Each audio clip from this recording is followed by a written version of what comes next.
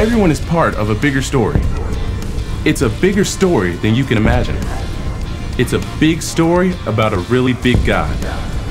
Discover the story that shows you the character of God.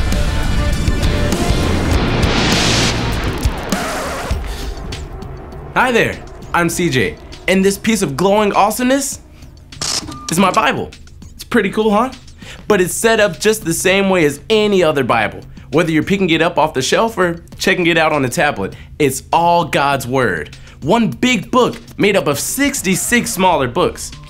The first 39 books are the Old Testament. The next 27 books are, you guessed it, the New Testament.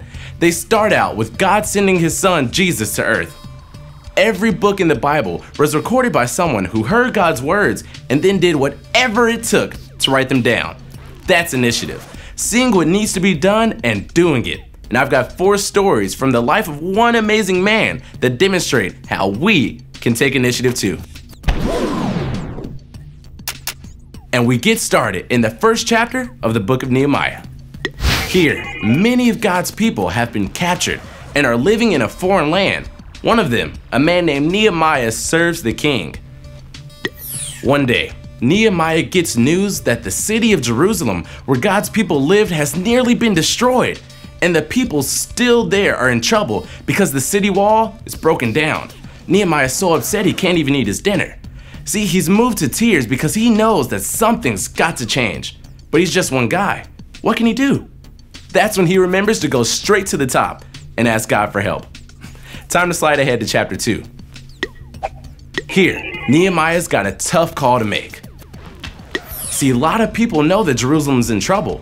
But instead of waiting for someone else to take charge, Nehemiah steps up and asks the foreign king for help. He even gets permission to travel to Jerusalem. But what he finds there? Well, it's bad. The city is a mess. See, it would be easy enough for Nehemiah to ride out of there and leave it to some master builders. Instead, he works on a master plan to make sure that everything is awesome. Now, let's jump ahead to chapter 5. The new wall is underway. But Nehemiah discovers that some of God's people are still in trouble.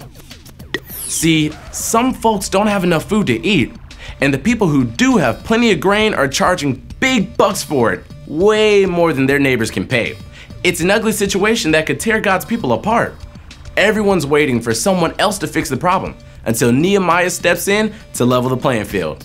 We're gonna go back a few pages to the end of chapter 2. Remember that wall that Nehemiah wants to rebuild? Well, he's got a huge mess on his hands.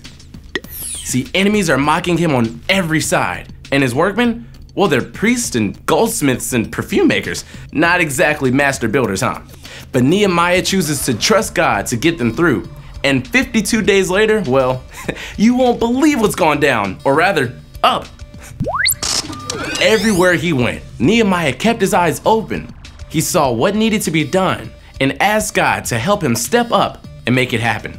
That takes initiative, and I can't wait to see how it plays out in me and you.